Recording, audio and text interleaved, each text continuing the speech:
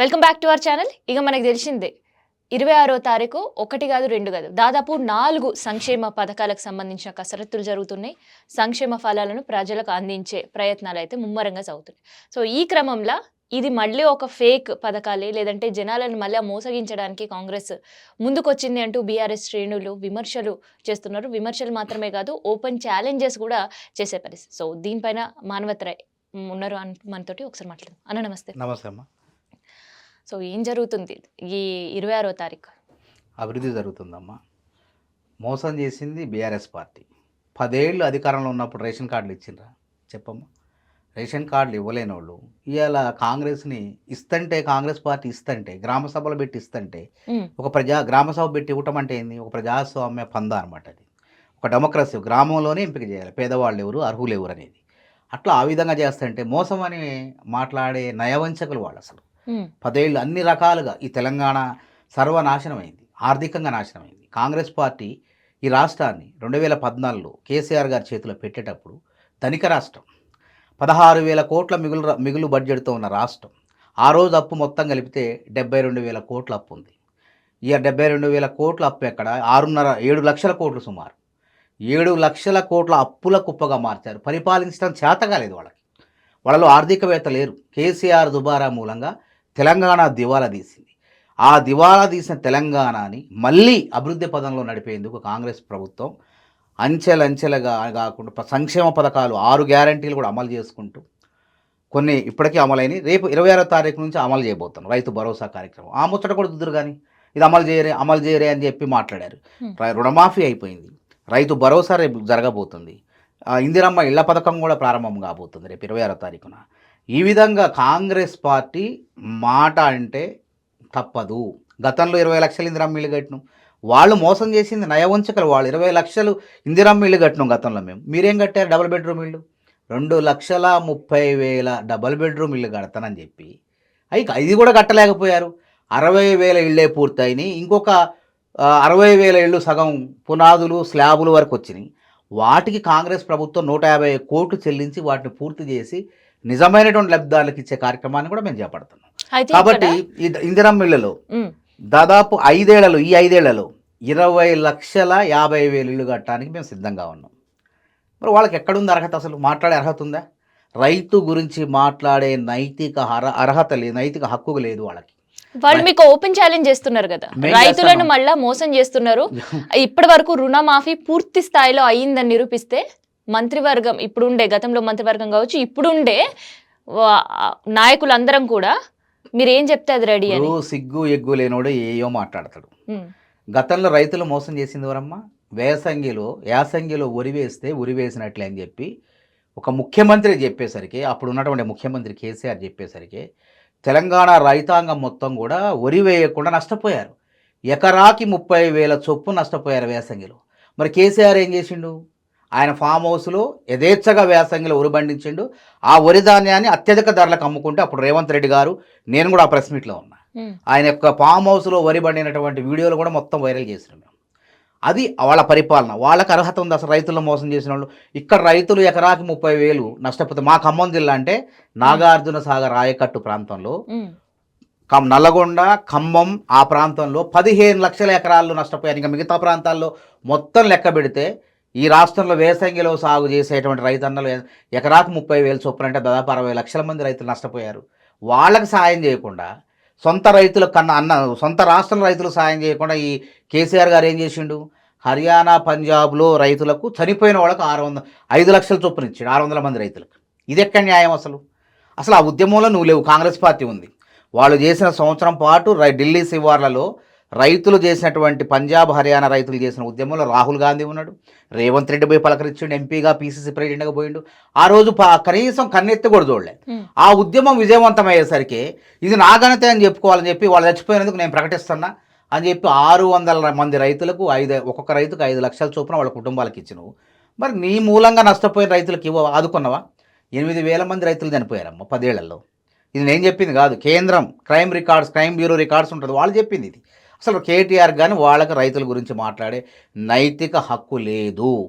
కాబట్టి అవన్నీ ముసలి కన్నీళ్ళు గార్చిన రైతులు నమ్మే పరిస్థితి లేరు. ఎందుకు రైతులు ధర్నా? ఎవరికి ఇది? వీళ్ళ కోసం ధర్నా, రైతుల కోసం కాదు. రైతులు హాయిగా ఉన్నారు.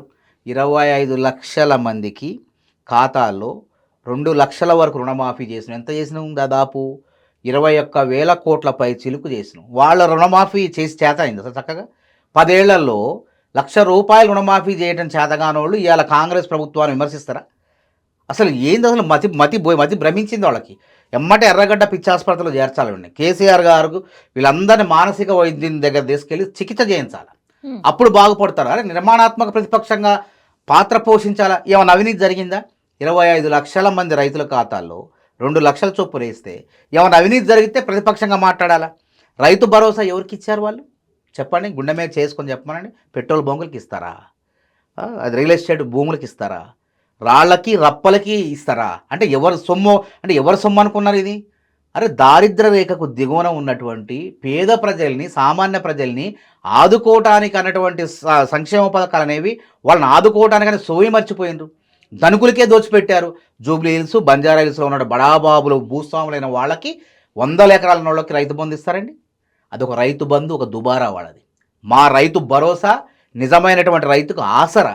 అందుకే వడపోస్తున్నాం. ఈ రాళ్ళు రప్పలు, రియల్ ఎస్టేట్ వ్యవసాయం చేయనోడికి రైతు బంధు ఎందుకు? పంట పెట్టుబడి సాయం ఎవరికి ఇవ్వాలా? వ్యవసాయం చేసేటువంటి రైతన్నకు మనం పెట్టుబడి సాయం చేయాలా? ఆ పథకాన్ని అర్థాన్నే మార్చేశారు. అరే 100 ఎకరాలు ఉండి జూబ్లీ హిల్స్ బోనాల్లో ఉండే వాళ్ళకి రైతు బంధు ఇవ్వటం ఎంతవరకు న్యాయం? అందుకే ప్రజలు ఓడించారు. కాబట్టి వాళ్ళు ఏ పిచ్చి కూతలు కోస్తుంటారు. అవన్నీ కాంగ్రెస్ ప్రభుత్వం పట్టించుకోవాల్సిన అవసరం. మేము రెడీగా ఉన్నాం. రాజధాని అంటావా? రా చూపిస్తుందా? మేము చేసిన సంక్షేమం దాదాపు 25 లక్షల మంది రైతుల ఖాతాలో వేసినాం. ఇలా వాళ్ళు జీర్ణించుకోలేకపోతున్నారు. ప్రభుత్వాన్ని పల్లెత్తు మాట అంటానికి కూడా అవకాశం లేకపోయినా వాళ్ళకి రాజకీయంగా పుట్టగతులు లేదు. కాబట్టి ఏదో సమస్య లేకపోయినా కృత్రిమ ఉద్యమాన్ని తీసుకొచ్చేసి కాంగ్రెస్ ప్రభుత్వంని బదనాం చేసే కార్యక్రమం చేస్తున్నారు. లగచర్ల విషయంలో అంతే చేశారు. కృత్రిమ ఉద్యమం లేవనెత్తారు. ఒక కలెక్టర్ మీద దాడి చేసి దాన్ని రాజకీయంగా వాడుకుంటారమ్మా.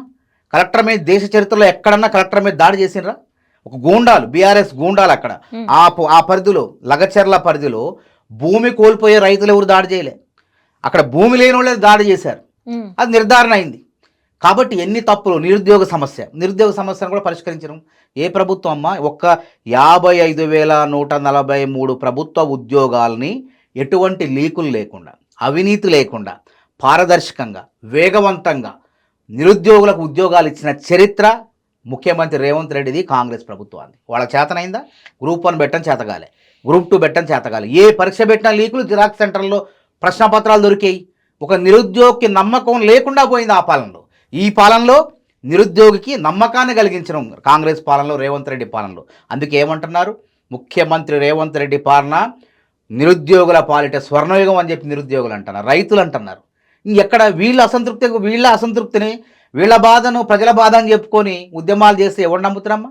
అయితే ఇక్కడ ఇందాక అవినీతి ముచ్చట వచ్చింది, చెప్పండి. సో ఈ ఫార్ములా రేసింగ్ సంబంధించి ఎటువంటి అవినీతి జరగలేదు, కావాలనే డైవర్షన్ పాలిటిక్స్ కోసం ఈ గేమ్ ఆడుతున్నారు అంటున్నారు. డైవర్షన్ పాలిటిక్స్ మాకు అవసరం ఏమైనా? సంక్షేమ పథకాలు సమర్థవంతంగా మేము అమలు చేస్తున్నాం. 49 లక్షల మందికి 200 యూనిట్ల గృహజ్యోతి పథకం ఇస్తాను. జూబ్లీ హిల్స్లో, బంజారా హిల్స్లో బడాబాబులకి ఇయ్యం, కేటీఆర్కి, కేసీఆర్కి ఇయ్యం మేము. కాబట్టి ఎక్కడ పక్కదారి పడుతుంది? అదేవిధంగా 500కే సబ్సిడీ సిలిండర్ జూబ్లీ హిల్స్లో ఉన్నటువంటి స్లమ్ముల్లో వాళ్ళకి వస్తాయి. స్లమ్ములు అయితే ఉన్నాయి, ఖైరతాబాద్, జూబ్లీ హిల్స్లో కూడా స్లమ్ములు ఉన్నాయి, వాళ్ళకి వస్తాయి. కానీ పెద్ద బంగ్లాల్లో కూడా ఇవ్వమంటే ఎట్లా వస్తాయి? దాదాపు 500కే సబ్సిడీ సిలిండర్ని 45 లక్షల కుటుంబాలకు ఇస్తున్నాం. 25 లక్షల మంది రైతులకు రుణమాఫీ చేసినాం. ఇంకెక్కడమ్మా? ఆరోగ్యశ్రీ పథకం 5 లక్షలు ఉందని 10 లక్షలు చేసినాం. ఇంకెక్కడ?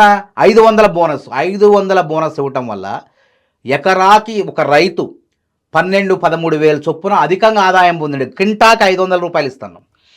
మరి గతంలో వాళ్ళు ఇచ్చిర్రా? సన్నాలు ఎంతమంది రైతులు లబ్ధి అయింది తెలుసా? ఈ రాష్ట్రంలో 40 లక్షల ఎకరాల్లో పండించిన రైతులు అదనంగా 12,000 రూపాయలు ఎకరానికి పొందారు. ఇది లాభం. రైతు భరోసా గురించి ఆలోచించాలి. అయినా కానీ మేము రైతు భరోసా ఇస్తామన్నాం. ఆయన రైతుల్లో ఎక్కడ వ్యతిరేకత? మేము 15,000 ఇస్తా అని చెప్పి 12,000 ఇచ్చినా సరే రైతులు ఎక్కడ వ్యతిరేక? ఎందుకంటే వీళ్ళు నిజమైనటువంటి రైతులకు ఇస్తున్నారు. మల్లారెడ్డి లాంటి మాజీ మంత్రి, మల్లారెడ్డి లాంటి కుబేర్లకి ఇవ్వట్లేదని ప్రతి రైతుల్లో ఉన్నది. కాబట్టి ఇంకా అసంతృప్తి అనేది లేదు. కాబట్టి వీళ్ళు ఏంది? కాంగ్రెస్ పక్కదారి మేమేందుకు పట్టిస్తాం? ఇంత సమర్థవంతంగా ప్రజల యొక్క మన్ననలు పొందుకుంటూ పరిపాలించే ప్రభుత్వం ఎందుకు మా పైన అసంతృప్తి ఉంటుంది చెప్పండి, పక్కదారి మేము ఎందుకు పట్టిస్తాం? ఫార్ములా 1 రేసులో ఉల్లంఘనలు ఒకటి కాదు, అనేకం జరిగినాయి. భారత రాజ్యాంగ ఉల్లంఘన జరిగింది. భారత రాజ్యాంగంలో 299వ నిబంధన ప్రకారం ఇట్లాంటి విదేశీ ఒప్పందాలు ఎవరి పేరు మీద జరగాల? భారత ప్రభుత్వం, భారత రాష్ట్రపతి, లేకుంటే రాష్ట్ర గవర్నర్తో జరగాలి. అంటే గవర్నర్ ఆమోదం ఉండాలా, రాష్ట్రపతి ఆమోదం ఉండాలా, కేంద్ర ప్రభుత్వం ఆమోదం ఉండాలా. అది జరిగిందా? అది జరగకుండా నువ్వు ఎట్లా చేస్తావు? తర్వాత ఇదొక ఉల్లంఘన. ఎన్నికల సంఘం విధుల్లో ఉంది, అప్పుడు నువ్వు కాదు, నువ్వు ఆపద్ధర్మ మంత్రివి, అసలు నీకు ఏ హక్కులు లేవు. ఏ హక్కులు లేనోడివి నువ్వు ఐఏఎస్ అధికారిని ఏ విధంగా పురుగొలుపుతావు?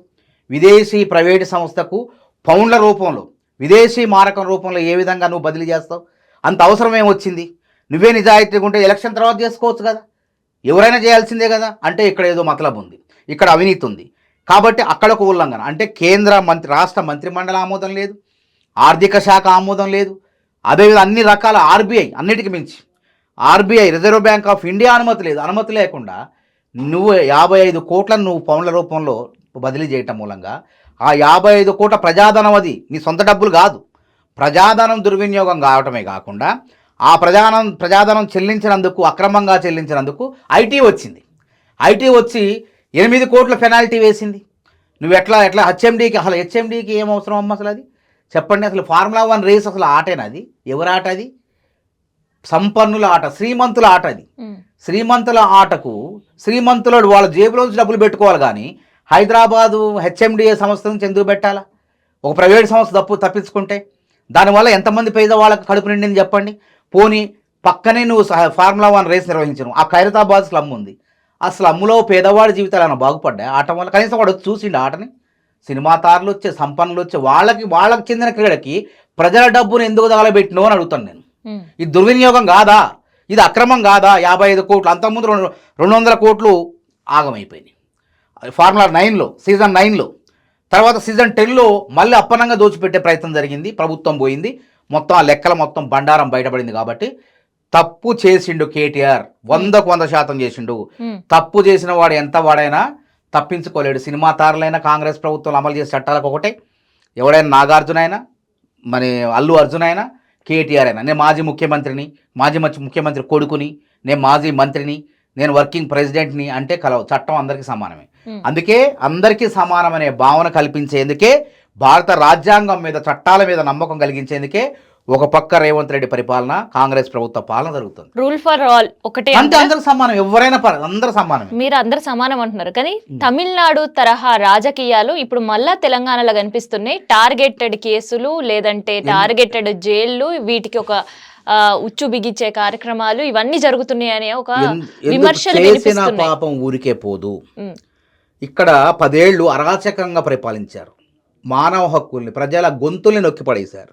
ఇందిరా పార్కు ధర్నాలు చేసుకుంటే మమ్మల్ని అరెస్ట్ చేశారు, అనుమతులే రద్దు చేశారు. ఈ ప్రభుత్వం మీద తిరగబడి ఆడగోల కొడతారని చెప్పి అసలు ధర్నా చౌక్నే బంద్ చేసిన వాళ్ళకి అసలు అర్హత ఉందమ్మ మాట్లాడేది? అసలు వాళ్ళు ఎట్లా అసలు వాళ్ళు అవినీతి చేశారు. వాళ్ళు మేము కాళేశ్వరంలో అవినీతి జరిగిందని చెప్పి పోరాటం చేస్తే ప్రజలు నమ్మారు. వీళ్ళు అవినీతి చేశారు నిజమే, వీళ్ళని శిక్షించాలని చెప్పి కాంగ్రెస్ పార్టీని గెలిపించారు. ఫార్ములా 1లో జరిగిందంటే ప్రజలు గుర్తించారు, కాంగ్రెస్ పార్టీని గెలిపించారు. అదేవిధంగా విద్యుత్ కొనుగోలులో తక్కువ ధరలను వదిలిపెట్టి అత్యధిక ధరలకు విద్యుత్ కొనుగోలు చేసి అవినీతికి పాల్పడ్డారు. వాళ్ళని శిక్షిస్తామంటే ప్రజలు కాంగ్రెస్ పార్టీకి అధికారం అప్పచెప్పారు. ఈ విధంగా అదే ఫోన్ ట్యాపింగ్ వల్ల కొన్ని కుటుంబాలు నాశనం అయిపోయినాయి. తర్వాత రియల్ ఎస్టేట్ వ్యాపారులు బెదిరించి అక్రమాలకు పాల్పడ్డారని చెప్పి ప్రజలతో మేమంటే ప్రజలు కాంగ్రెస్ పార్టీని నమ్మారు. వాళ్ళ యొక్క మూలంగా తెలంగాణ నష్టపోతుంది, మానవ హక్కులు హరించివేయబడ్డాయి. కాబట్టి కాంగ్రెస్ వచ్చి ప్రజాస్వామ్యాన్ని పునరుద్ధరిస్తుంది అని చెప్పేసి ప్రజలు మాకు బాధ్యతగా, నమ్మకంతో మాకు అధికారం అప్పచెప్పినప్పుడు మేము మెదలకుండా ఉండాలా? వాళ్ళు చేసిన తప్పులు ఉపేక్షిస్తూ పోవాలా? ప్రజలు నమ్ముతారా మమ్మల్ని? ప్రజలకు జవాబుదారీతనంగా ఉండాలనే ఎన్నికల్లో ఇచ్చిన మాట కట్టుబడిన ప్రకారమే ఇలా వాళ్ళపైన విచారణ సంస్థ, పినాకిని ఘోష్, ఇంకెవరిని, ముఖ్యమంత్రిని, హరీష్ రావుని, వాళ్ళని విచారణ జరపాలి. విచారణ జరిపితే రేపో మాపో తేల్తారు ఎవరు దొంగలు. తప్పకుండా తేలిన వాళ్ళని తప్పకుండా కఠినంగా శిక్షిస్తుంది ఈ ప్రభుత్వం. చట్టం తన పని చేసుకుంటూ పోతుంది. అదేవిధంగా కాళేశ్వరంలో అందులో ఎక్కడున్నా సరే విచారణ సంస్థల ద్వారా విచారణ జరుగుతుంది. ఫార్ములా 1 రేస్లో కూడా ఏసీబీ ఒక పద్ధతి ప్రకారం పోయారు. రేవంత్ రెడ్డి గారు ఏ ప్రజాధనాన్ని కొల్లగొట్టిండమ్మా? ఆయన మీద 80 కేసులు పెట్టారు. ఏ ప్రజాధనాన్ని కొల్లగొట్టలే ఆయన, ఏ ప్రజల జోలికి పోలే. ప్రతిపక్షంలో ఉండే, అధికారంలో లేడు. నువ్వు అధికారంలో ఉండి నీ కేసులేమో ప్రజల కవితనేమో ఢిల్లీలో 100 కోట్లు ఆ ప్రజలకు నష్టం చేకూర్చింది, ప్రజాధనాన్ని కొల్లగొట్టింది.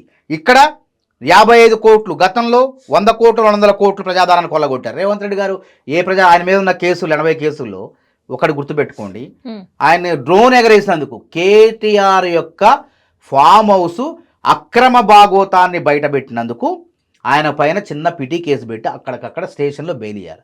ఒక ఎంపీ, ఆయన ఎంపీతో పాటు కాంగ్రెస్ పార్టీ అధ్యక్షుడు, ఒక జాతీయ పార్టీ అధ్యక్షుడు అని చూడకుండా ఆయన అరెస్ట్ చేయాలంటే ఏం నిబంధనలు పాటించాలా? స్పీకర్కి, లోక్సభ స్పీకర్కి సమాచారం ఇవ్వాలి, ఆయన అనుమతి తీసుకోవాలి. తీసుకోకుండా చిన్న పిటి కేసులో స్టేషన్ బెయిల్ ఇవ్వాల్సిన కేసులో తీసుకుపోయి చెర్లపల్లి జైలు చీకటి కొట్టంలో బంధించారు. అదేవిధంగా మీరు అనొచ్చు ఓటుకు నోటు, మీరే లేవనెత్తారు, మళ్ళీ వాళ్ళే అంటారు ఓటుకు నోటు కేసులో కూడా ప్రజాధనం దుర్వినియోగం కాలేదు. అది ఎన్నికల సంఘం వాళ్ళు నిబంధనల ప్రకారం వాళ్ళు పెట్టాల్సిన కేసుని ఈ ప్రభుత్వం, ఆ ప్రభుత్వం కేసీఆర్ ప్రభుత్వం కక్షపూరితంగా రేవంత్ రెడ్డిని శిక్షించాలని చెప్పి అత్యుత్సాహంతో ఏసీబీకి అప్పచెప్పింది ఆ కేసు. అంటే అప్పుడు రేవంత్ రెడ్డి పైన కక్షపూరితంగా కేసులు పెట్టిర్రు, జైలుకు పంపించారు అని చెప్పేసి ఇప్పుడు రివెంజ్ కాదు, మేము ఇందాక అదే చెప్పాను నేను, ప్రజలకు మేము వాగ్దానం చేసిన హామీలతో పాటు ఆ ప్రభుత్వంలో బీఆర్ఎస్ ప్రభుత్వంలో అవినీతిని చేసినటువంటి ఎవరైతే నాయకులు ఉన్నారో వాళ్ళందరినీ కఠినంగా శిక్షిస్తాం, మొత్తం అవినీతి మొత్తం కూడా తవ్వుతాం, పందికొక్కులను పట్టుకుంటామని చెప్పినాం. అట్లనే ప్రజలకు ఇచ్చిన మాట ప్రకారం మేము పోతున్నాం. మేమేమంటాం, ప్రజల విశ్వాసాన్ని చూరగొనాలంటే తప్పు చేసిన వాళ్ళని శిక్షించాలి, వాళ్ళు ఎంతటి వాళ్ళైనా సరే. అంటే చట్టాలు ఏమన్నా పేదవాడికి పెద్దవాడికి ధనవంతుడికి తేడాలు ఉంటాయా? ఎవరైనా ఒకటే కదా. ఇప్పుడు రేవంత్ రెడ్డి మీద డ్రోన్ ఎగరేసినందుకు తీసుకున్న ఆ కేసు పెట్టి అరెస్ట్ చేసి జైలుకు పంపారు.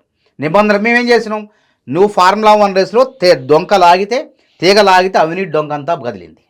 ఐఏఎస్ ఉన్నాడు, ఒక ఇంజనీర్ ఉన్నాడు, వాళ్ళందరూ ఒకే పరిధిలో వాళ్ళు చేయకూడదు కదా. మరి వాళ్ళు ఏం చెప్పారు, కేటీఆర్ చెప్తేనే మేము చేసినాం అన్నాడు. కేటీఆర్కి ఏం సంబంధం?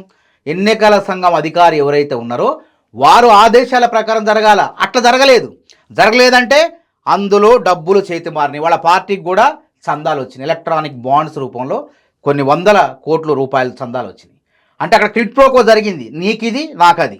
ఆ ఎలక్షన్ టైంలో డబ్బులు అవసరం కాబట్టి ఈ విధంగా విదేశీ సంస్థ, ఆ ఫార్ములా 1 రేస్ కూడా అసలు సిసలైన సంస్థ కాదు, దాని కింద ఎక్కడో తోక సంస్థ మళ్ళీ అది. వీళ్ళు మొత్తం బదిలీ చేసిన డబ్బులు కూడా నిజమైనటువంటి సంస్థ కాదు, ఫ్రాంచైజీలు అంటారు కదా, అట్లాంటి ఒక ఫ్రాంచైజీ సంస్థకు తరలించి అక్కడి నుంచి చేతులు మారినాయి. రేపు విచారణలో బయటపడుతుంది. మరి లొట్ట పీస్ కేసు అన్నోడివి ఎందుకు భయపడాలా? లొట్ట పీస్ కేసుకు భయపడినావు, సుప్రీంకోర్టుకు పోయినావా? లొట్ట పీస్ కేసు అయితే ఊరుకోవచ్చు కదా, ఏం కాదని. లొట్ట పీస్ కేసు అయితే హైకోర్టుకి ఎందుకు పోయిన అరెస్ట్ కావద్దని? లొట్ట పీస్ కేసు అని మాట్లాడితే హైకోర్టు సుప్రీంకోర్టునే చేసినాయి. అరే బాబు, ఇది లొట్ట పీస్ కేసు కాదురా, లూటీ కేసు, ప్రజాధనాన్ని లూటీ చేసిన కేసు అని చెప్పి చెంప చెళ్ళు అనిపించింది. కాబట్టి ఇంకెక్కడ పోతారు? ఐక్యరాజ్యం అయితే పోతారా? సిగ్గుండాలి ఆ పోవటానికి కూడా. చేసిందంతా చేసి మొత్తం అవినీతి మొత్తం బయటపడుతుంటే ఈ విధంగా పక్కదారి పట్టించేది వాళ్ళు. ఈ అవినీతి కేసులోంచి అవినీతి ఉచ్చులు, ఫార్ములా 1 రేస్ అవినీతి ఉచ్చు, ఫోన్ ట్యాపింగ్ అవినీతి ఉచ్చు, కాళేశ్వరం అవినీతి ఉచ్చు, అదేవిధంగా విద్యుత్ కొనుగోళ్లలో అవినీతి ఉచ్చు, ఇవన్నీ బిగుస్తుంటే భయపడి లోన వణుకుతూ బయటికి మేకపోతూ గంభీరాన్ని ప్రదర్శిస్తూ ఈ పిచ్చి కూతలు కూస్తున్నారు. కాబట్టి వాళ్ళని ఏమేం చేయాలంటే పిచ్చి ఆసుపత్రిలో చేర్చి నయం చేయించాలి. గురుకుల విద్యార్థులు ఏంది వాళ్ళ పరిస్థితి ఏంది? హాస్టల్ల పరిస్థితి ఏంది? దాదాపు 47 మంది చనిపోయిన పరిస్థితి. 47 మంది అన్ని కారణాలతో కదమ్మా. అయితే ఇది జరగడానికి కారణం గత ప్రభుత్వమే. మౌలిక వసతులు లేకుండా, పక్కా భవనాలు నిర్మించకుండా, కావాలని చెప్పి ఇబ్బడి ముబ్బడిగా 1020 గురుకులాలు ఇచ్చారు. అప్పటికే 200 గురుకులాలు పక్కా భవనాలు ఉన్నాయి, కాంగ్రెస్ హయాంలో ఉన్న వాటికి పక్కా ఉన్నాయి, సురక్షితంగా ఉంది. అప్పుడు డాక్టర్లు అయ్యారు, ఇంజనీర్లు అయ్యారు, గొప్ప ప్రయోజకులు అయ్యారు గురుకులాల్లో కూడా, కాంగ్రెస్ హయాంలో కూడా. వీళ్ళు ఏం చేశారు, వీళ్ళ స్వార్థం కోసం బీఆర్ఎస్ నాయకులు అద్దె కొంపల్లో, అద్దె భవనాల్లో వీళ్ళకేంది పక్కా ఆ డబ్బులు పెడితే పక్కా భవనాలు కట్టొచ్చు. 10 కోట్లు 5 కోట్లు 2 కోట్లు 3 కోట్లు పెడితే మంచి విలాసవంతమైన భవనాలు ప్రభుత్వ స్థలాలు కట్టవచ్చు. కట్టకుండా అక్కడ అవినీతి చేశారు. వీళ్ళ జేబుల్లోకి కమిషన్ల డబ్బులు రావు, అద్దెల రూపంలో కమిషన్లు వీళ్ళ జేబులో పోయిన అధికారుల దగ్గర నుంచి బీఆర్ఎస్ నాయకుల భవనాలే, కోళ్ల ఫారాలు కూడా అద్దెకిచ్చారు వీళ్ళు. అట్లాంటి భవనాల్లో పెడితే మరి చిన్న చిన్న తేళ్ళు పాములు కుట్టి కూడా కొంతమంది చనిపోయారు. బాధాకరం, మేము కాదంటలే. ఆ పాపం ఎవరిది వాళ్ళదే. అందుకే మేమేం చేస్తున్నాం, 119 నియోజకవర్గాల్లో ఎక్కడైతే ఉన్నాయో ప్రతి నియోజకవర్గంలో కూడా సమీకృత గురుకులాలని చెప్పేసి గురుకులాలన్నింటిని కూడా ఒక దగ్గర చేర్చేసి విశాలమైనటువంటి క్రీడా ప్రాంగణాలు ఉన్నటువంటి ప్రదేశంలో పక్కా భవనాలు, మంచి మౌలిక సదుపాయాలు కల్పించే విధంగా ప్రారంభించినాం. రేపో ఎల్లుండో ఒక సంవత్సరంలో మొత్తం కట్టేస్తాం, ఎక్కడా ఇబ్బందులు ఉండవు. కలుషిత ఆహారం పాపం కూడా ఆర్ఎస్ ప్రవీణ్ కుమార్ది పక్కా బరాబర్ మేము ఆధారాలతో కూడా. ఎందుకంటే ఆయన మనుషులు ఉన్నారు అక్కడ. కాంగ్రెస్ ప్రభుత్వాన్ని బదనాం చేయాలంటే ఏం చేయాలా? పిల్లలు తినే ఆహారంలో కలుషితం చేయాలి. కలుషితం చేసేది ఎవడు? ఆర్ఎస్ ప్రవీణ్ కుమార్ అనుచరులే వాళ్ళు. అక్కడ ఆ మెస్సుల్లో మెక్కుతుంటూ వండుకుంటూ కేర్ టేకర్లుగా పనిచేసుకుంటూ అక్రమంగా నియామకమై వాళ్ళు అక్కడ పిల్లలు తినే ఆహారంలో రాజకీయం కోసం, వాళ్ళ రాజకీయ పబ్బం కోసం వాళ్ళు తినే ఆహారంలో వరుసగా సీరియళ్ళ ప్రకారం అవుతుంది. అదే గురుకులాల్లో అవుతుంది. అదే చనిపోయిన వాళ్ళ అమ్మాయి కల్పన ఎవరో చనిపోయింది. ఆ అమ్మాయి చావుకి కలుషిత ఆహారం తిన్న 60 మంది కోలుకున్నారు. ఈ అమ్మాయి ఒక్కతే కోలుకోలేదు. ఎందుకంటే అంతకు మునిపే అమ్మాయికి, ఆ బాలికకు అనారోగ్య సమస్యలు ఉన్నాయి, కిడ్నీ సమస్య ఉన్నది, డయాలసిస్ జరుగుతుంది. ఆ అమ్మాయిని బ్రతికించాలని కాంగ్రెస్ ప్రభుత్వం సర్వ విధాలా ప్రయత్నించింది. సీతక్క కూడా 2 సార్లు పోయి పలకరించి వచ్చారు. 5-6 లక్షల రూపాయలు ఖర్చు చేశారు నిమ్స్లో, అయినా బతకలేదు చిన్నారి. బాధాకరం, బాధ అనిపిస్తుంది. కానీ దాన్ని కూడా రాజకీయంగా వాడుకుంటారమ్మా. కాంగ్రెస్ ప్రభుత్వం చంపింది, రేపు భూకంపం వస్తే కూడా కాంగ్రెస్ ప్రభుత్వం వచ్చింది, వాళ్ళే వచ్చిందంటారు, రేవంత్ రెడ్డి వల్ల వచ్చింది అంటారు. ఆ అమ్మాయి చనిపోయిన కారణం వేరు, పద్ధతి మేము బతికించాలని ప్రయత్నం చేసాం. 59 మంది కోలుకున్నారు, ఈ పాప ఒక్కతే కోలుకోలేదు. బతికించాలి కానీ చంపే ప్రయత్నాలు చేసి రాజకీయ లబ్ధి పొందాలనుకునే దుర్మార్గులు బీఆర్ఎస్ పార్టీ నాయకులు. కాబట్టి గురుకులాల్లో సంఘటనలు జరగకుండా వాళ్ళపైన చర్యలు తీసుకున్నాం. ఎవరైతే కలుషిత ఆహారం వడ్డించారో ప్రిన్సిపాల్ దగ్గర నుంచి అందరిని కూడా చర్యలు తీసుకున్నాం సక్రమంగా. అందుకే కొద్ది రోజులు ఉపయోగపడితే పిల్లవాళ్ళకి ఇంకా ఆహ్లాదకరమైనటువంటి ప్రాంతంలో మానసిక ఉల్లాసాన్ని పెంచే విధంగా పక్కా భవనాలతో గురుకులాలు తయారు కాబోతున్నాయి. కాంగ్రెస్ ప్రభుత్వం ఏది చేసినా శాశ్వతంగా ఉంటుంది. ఈరోజు 20 లక్షల ఇందిరమ్మ ఇళ్ళు గట్టి ఉన్నాయి ఆడ. అందుకే రేవంత్ రెడ్డి అప్పుడు ఏమన్నాడు ఎలక్షన్ టైంలో, మేము గట్టిన ఇందిరమ్మ ఇళ్ళు ఉన్నాయి, ప్రచారం పోదాం రండి, ఏ ఊరు పోయినా మా ఇందిరమ్మ ఇళ్ళు ఉన్నాయి, 20 లక్షల ఇందిరమ్మ ఇళ్ళు కట్టిన, మీరు రండి, మీ డబల్ బెడ్రూమ్ ఎక్కడున్నాయో, మీ డబల్ బెడ్రూమ్ ఉన్న చోట మేము ఓట్లాడగం, మా ఇందిరమ్మ ఇల్లు ఉన్న చోట మీరు ఓట్లాడవద్దు అని శబ్దం చేస్తే, దాన్ని సవాల్ చేస్తే దాని సమాధానం లేదు. ఎందుకంటే వాళ్ళు చేయలేదు, కట్టలేదు. 20 లక్షల ఎకరాలు పంచినాం, 10 లక్షల ఎకరాలకు పోడు భూములకు హక్కులు పట్టాలు ఇచ్చినాం. ఇది కాంగ్రెస్ చరిత్ర ఘనత. ఇవ్వడం వల్ల ఇద్దమ్మా, ఇది కాంగ్రెస్ చేసిన అభివృద్ధిని వీళ్ళు అదం పాతాకు నెట్టేశారు వీళ్ళు. ధనిక రాష్ట్రం అంటే మాటలకు. అందుకే నేను ఏమంటున్నా, కాంగ్రెస్ ప్రభుత్వాల్లో రోషయ్య లాంటి ఆర్థికవేత్తలు ఉంటారు, బీఆర్ఎస్ బీజేపీ లాంటి పార్టీల్లో అప్పటికప్పటికే పబ్బం గడుపుకొని ఓట్లు దండుకునే ఉద్రేకవేత్తలు ఉంటారు.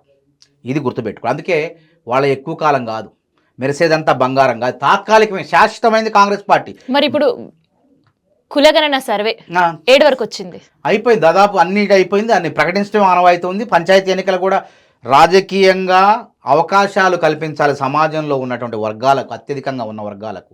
వాళ్ళని జెడ్పీటీసీ చేయాలి, ఎంపీటీసీలు చేయాలి, తర్వాత జెడ్పీ చైర్మన్లు చేయాలి, మున్సిపల్ చైర్మన్లు చేయాలనే ఉద్దేశంతోనే రాహుల్ గాంధీ గారు ఇచ్చిన మాట ప్రకారం సంపూర్ణం అయిపోయింది. ఉద్యోగస్తులు పెట్టినాం. దాదాపు రాష్ట్రంలో ఉన్న 90 లక్షల పైచిలకు ఇళ్లలో కూడా సర్వేలు వెళ్ళిపోయినాయి. దాన్ని అమలు చేయడానికి ఆ రిపోర్ట్ కమిషన్ ఆ రిపోర్టు వెలువరించగానే వెంటనే తప్పకుండా ఎన్నికలు జరుగుతాయి. అదేవిధంగా సంక్షేమం అందరి కోసం, ఇది ఒక బీసీల కోసమే కాదు, సమాజంలో తెలంగాణ సమాజం అప్పుడు చేశారు కేసీఆర్ కానీ దానికి దీనికి పొంతం లేదు. అదేంటంటే ఉత్తగా ఏదో తెలుసుకోవడానికి, ఎవడేం తెలుసుకోవడానికి చేసింది, దాన్ని ఎవరికి కూడా ప్రయోజనం లేదు. ఇది ఎందుకంటే ఆర్థిక స్థితి, అగ్రవర్ణాల్లో పేదలు ఉండొచ్చు, వాళ్ళ యొక్క స్థితిగతులు తెలుసుకుని వాళ్ళకి సంక్షేమ ఫలాలు అందించేందుకు బీసీల్లో ఉండొచ్చు, ఎస్సీల్లో ఉండొచ్చు, అన్ని వర్గాల్లో ఉన్న పేదలను అంచనా వేసి వాళ్లకు న్యాయం జరిగే విధంగా, సంక్షేమ ఫలాలు అందే విధంగా ఈ యొక్క కులగణన జరిగింది. దేశంలోనే ఆదర్శం. రేపు రాహుల్ గాంధీ గారు ప్రధాని అయిన తర్వాత దేశం మొత్తం కూడా జరుగుతుంది. సో రేషన్ కార్డులు దాదాపు 10 సంవత్సరాలకి వెళ్ళి ఎదురు చూస్తున్నారు, ఎప్పుడెప్పుడు రేషన్ కార్డులు. అందుకే కదా సో 26వ తారీఖున డేట్ ఫిక్స్ చేసిర్రు. కాకపోతే రేషన్ కార్డుకి సంబంధించిన ఎట్లాంటి రూల్స్ అండ్ రెగ్యులేషన్స్తో పోతున్నారు, ఇది ఇక్కడితో ఆగిపోతుందా? ఎందుకంటే స్థానిక సంస్థల ఎన్నికలు ఉన్నాయి కాబట్టి రేషన్ కార్డులని ఉపయోగిస్తున్నారు హస్త్రం అనే విమర్శలు వినిపిస్తున్నాయి. ఇప్పుడు వాళ్ళు ఎందుకు రేషన్ కార్డులు 10 ఏళ్ళు ఇవ్వలేకపోయినారు? మరి ఎన్నికలు ఎన్నో వచ్చినాయి కదా, అసెంబ్లీ ఎన్నికలప్పుడు కూడా చేత కాలేదు వాళ్ళకి. కాబట్టి మేమేం గ్రామ సభలు జరుగుతున్నాయి ఈరోజు, ఇవాళ 21వ తారీఖున ప్రతి గ్రామంలో గ్రామ సభల్లో ఒకవేళ గతంలో ఉన్న డేటాతో పాటు ఇప్పుడు ఏమైనా ఇంకేమైనా అవసరం ఉన్నదా అని చెప్పి దరఖాస్తులు గ్రామాల్లో ఇస్తున్నారు. ఆ గ్రామాల్లో ఇచ్చిన తర్వాత అన్నింటినీ కూడా తీసేసుకొని అర్హులైన వాళ్ళకి తప్పకుండా రేపు 26వ తారీఖు అమలు చేయబోతున్నాం. అందరికీ వస్తుంది. గతంలో కాంగ్రెస్ ప్రభుత్వాలు ఇచ్చినప్పుడే రేషన్ కార్డులు ఉన్నాయి, అదేవిధంగా రేపు ఇవ్వబోతున్నాం 26వ తారీఖున. కాబట్టి ఎటువంటి ప్రజలందరికీ కూడా మేము ఒకటే చెప్తున్నాం, ఎటువంటి ఇబ్బందులు పడాల్సిన అవసరం లేదు.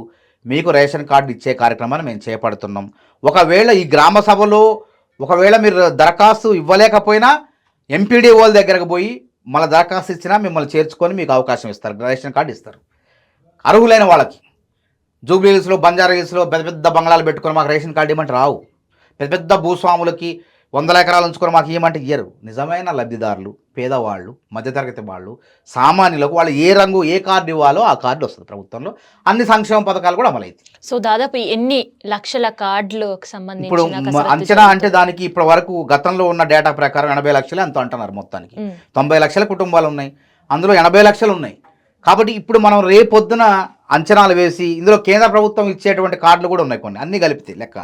కాబట్టి రేపు ఒకవేళ ఈ గ్రామ సభ రేపు 24వ తారీఖు ముగిసిన తర్వాత 26 తర్వాత స్పష్టంగా మనకు వస్తుంది. ఎంత అనేది మనం కరెక్ట్గా చెప్పలేము. వచ్చిన తర్వాత ప్రభుత్వమే అధికారంగా ప్రకటిస్తుంది ఎన్ని లక్షల మంది ఎన్ని కుటుంబాలు అనేది చెప్తాం మనం. అయితే పాత కార్డులు కంటిన్యూ చేస్తూనే కొత్త కార్డులు ఇవ్వబోతున్నారా, లేదంటే పాత కార్డులు అన్ని కూడా వ్యానిష్ అయిపోతాయి అనే ఒక భయం కూడా ఉంది జనాలు? అలాంటిది ఏమీ లేదు. ఇప్పుడు ఉత్తమ్ కుమార్ రెడ్డి గారు పౌర సరఫరాల శాఖ మంత్రి ఎప్పటికప్పుడు సమాచారం ఇస్తూనే ఉన్నారు. ఉన్న కార్డులకు ఎటువంటి ఇబ్బంది లేదు.